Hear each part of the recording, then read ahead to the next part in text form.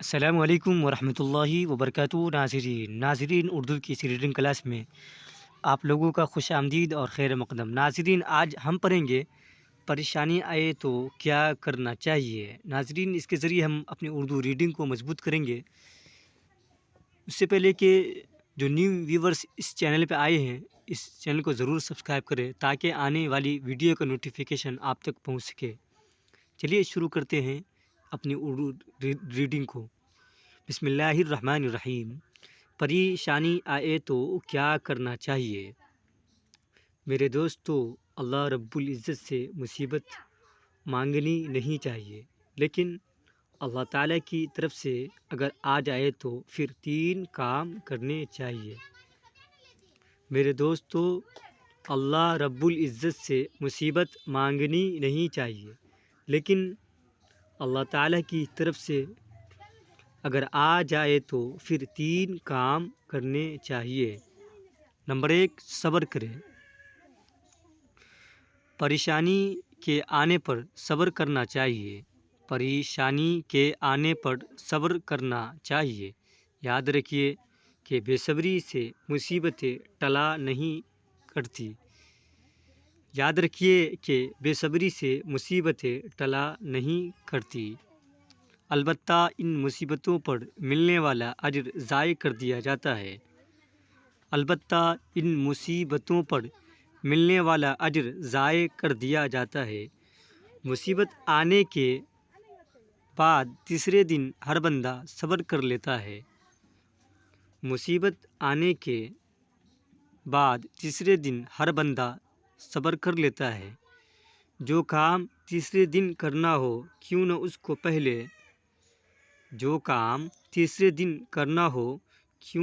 پہلے دن کر لیا جائے۔ جوان بیٹا فوت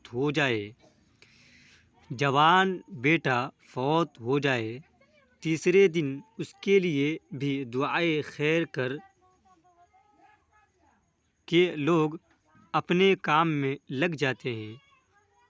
جوان بیٹا فوت ہو جائے، تیسرے دن اس کے لیے بھی دعائے خیر کر کے لوگ اپنے کام میں لگ جاتے ہیں۔ تو اگر ایک مصیبت پر تیسرے دن ہم صبر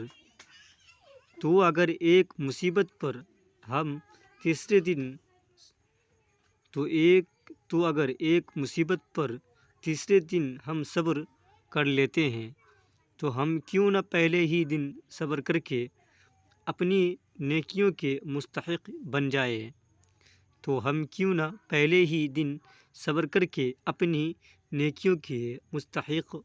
جائے۔ حضرت صدیق اکبر فرمایا کرتے تھے کہ جس نے کوئی مصیبت آنے پر بے صبری کی باتیں کی، حضرت صدیق اکبر فرمایا کرتے تھے کہ جس نے کوئی مصیبت آنے پر بے صبری کی باتیں کی یا اپنے کپڑوں کو کالا کیا، اللہ رب العزت اس کو اتنے گناہ عطا کریں گے جو اس کی زندگی کے سانسوں کے برابر ہوں گے۔ جس نے کوئی مصیبت آنے پر بے صبری کی باتیں کی یا اپنے کپڑوں کو کالا کیا، اللہ رب العزت اس کو اتنے گناہ عطا کریں گے جو اس کی زندگی کے سانسوں کے برابر ہوں گے۔ مصیبتیں مانگنی نہیں چاہیے، لیکن اگر آ جائے تو صبر کرنا چاہیے۔ اپنے آپ کو اللہ رب العزت کے حضور پیش کرنا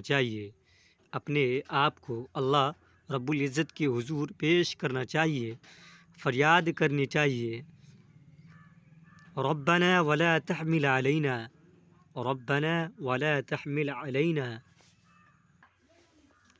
إصرا كما حملته على الذين من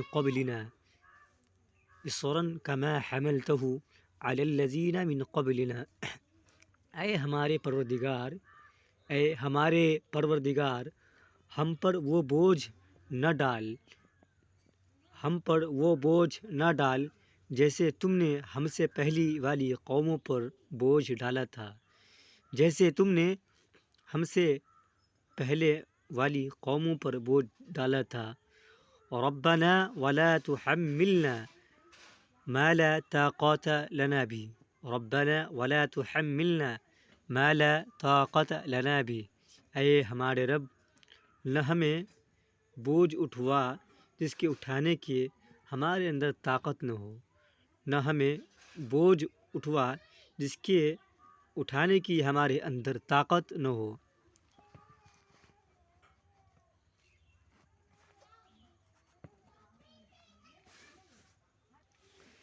تنگی کے بعد آسانیاں، تنگی کے بعد آسانیاں۔ اللہ تعالیٰ فرماتے ہیں ان مع العسر یسرا، ان مع العسر یسرا، اللہ تعالیٰ فرماتے ہیں ان مع العسر یسرا، ان مع العسر یسرا، ہر تنگی کے بعد آسانی ہوتی ہے، اور ہر تنگی کے بعد آسانی ہوتی ہے۔ اس کو 2 مرتبہ کہا، حالانکہ بات تو ایک دفعہ ہی کہہ دینا کافی تھی، اور ہر تنگی کے بعد آسانی ہوتی ہے، اس کو 2 مرتبہ کہا، حالانکہ بات تو ایک دفعہ ہی کہہ دینا کافی تھا، مگر رب کریم نے 2 مرتبہ جو بات کو دہرایا تو اس کی بھی کوئی وجہ ہوگی، لہٰذا مفسرین نے لکھا کہ اس کی وجہ یہ تھی کہ جب تنگی کے اوپر بندہ صبر کر لیتا ہے تو اللہ رب العزت ایک تنگی کے بدلے اسے 2 آسانیاں عطا فرمایا کرتے ہیں۔ تنگی ایک ہوتی ہے، خوشیاں 2 مل جاتی ہے، لہٰذا صبر کیجیے اور اپنی تنگی اور پریشانی کا بدلہ دگنا پا لیجیے۔ ایک درخت کی مثال دیکھیے کہ جب بہار کا موسم رخصت ہو جاتا ہے، اس پر خزاں کا موسم آتا ہے، پتے زرد پڑ جاتے ہیں، گر جاتے ہیں، اور وہ ٹنڈ منڈ کھڑا رہتا ہے، دیکھنے سے لگتا ہے جیسے بالکل خشک لکڑی ہے۔ درخت کو پتہ ہے کہ نامساعد حالات ہے، ناموافق حالات ہے، مجھے صبر سے کھڑے رہنا چاہیے، یہ حالات بھی گزر جائیں گے، سردی کے تفیرے پڑ رہے ہوں، بارش ہو رہی ہو، جیسے بھی حالات گزر رہے ہو، درخت صبر کے ساتھ کھڑا رہتا ہے، اس کا صبر کام آتا ہے، اور بالآخر سردی کا موسم گزر جاتا ہے۔ پھر جب بہار آتی ہے، اسی خشک درخت میں سے اللہ پھر پھل بوٹے نکال دیا کرتے ہیں۔ جب ہمارے اوپر کوئی مصیبت آئے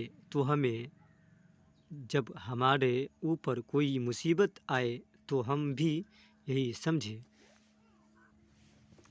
سردی کا موسم آ گیا، جب بہار نہ رہی تو یہ خزاں بھی نہ رہے گی، ٹل جائے گی۔ توبہ کرے۔ دوسرا کام یہ کرے کہ اپنے تمام گناہوں سے توبہ کرے، کیونکہ بعض اوقات مصیبتیں اور پریشانیاں اپنی گناہوں کی وجہ سے آتی ہے۔ اللہ تعالیٰ چاہتے ہیں کہ بندہ توبہ تائب ہو جائے، لہٰذا مصیبتوں کو بھیج دیا جاتا ہے، لہٰذا کسی پریشانی اور مصیبت کے آنے پر توبہ کرنی چاہیے کہ بندے کے اوپر سے گناہوں کا وبال دور ہو جائے۔